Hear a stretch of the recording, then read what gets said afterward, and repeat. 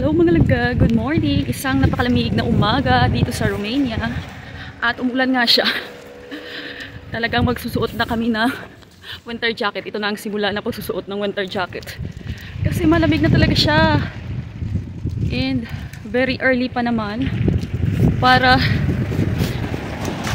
sa tinatawag na winter dito. Hintayin ko lang yung aking asawa dito kasi nga nagtapon ako ng basura. So, dito ko na lang siya hihintayin.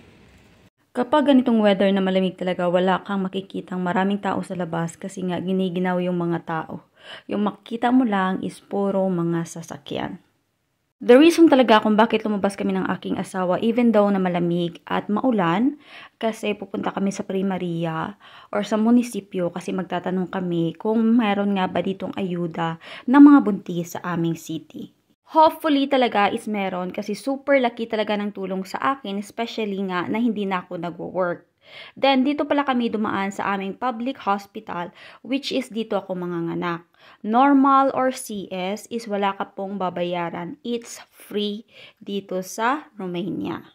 In case pala na mga anak ako at yung asawa ko is may work, pwede naman akong tumawag sa 112 kasi yan yung emergency hotline dito sa Romania. Mga 2 minutes lang is darating na sila sa apartment namin kasi nga nasa center kami. Ito pala yung place which is dito kami kinasal na civil ng aking asawa.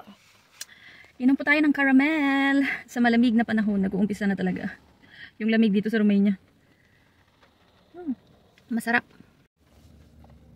Habang hinihintay ko yung aking asawa, kasi pumunta siya sa outlet kung saan namin kinuha yung aming sasakyan, kukwentuhan ko kayo dito kasi pumunta kami doon sa may Primaria or munisipyo dito sa amin kung saan merong paayuda yung mga juntis or mga buntis dito sa Romania. But sad to say, dito sa aming city is nag-stop na siya. 6 months ago na. So, hindi kami nakaapot. Malaki sana yung makukuha mo kasi 6 months muna pagbubuntis is meron kang first payment. Iwan ko lang kung magkano. Then, the second one is after mo na siyang manganak. Yun yung malaki-laki. Pero dahil nga sa wala na dito yung city namin and yung city kasi namin is maliit siya. Yung meron lang is yung mga malalaking city just like in the capital. Kasi yung friend ko dati is nasa capital siya nanganak. So, nakakuha siya ng pera talaga. So, sinabi niya sa akin na maybe in our city is meron akong makukuha. Pero, wala. Wala siya. Natapos na siya. Nag-walk ako and pupunta ako sa mga Chinese store kasi may bibili na ako doon. Kailangan ko bumili ng floor mat para sa aming toilet. Dito lang yung Chinese store. Dito lang ako papasok.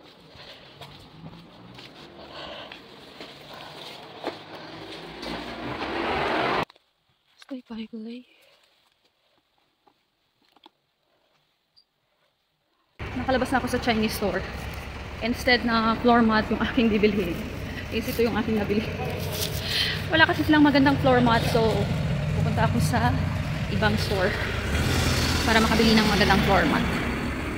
Kaya sa kagaya kong mga buntis dito sa Romania, pumunta kayo sa inyong Primaria at magtanong kayo doon kung mayroon kayong makukuhang ayuda kasi super laki talaga ng tulong para sa atin.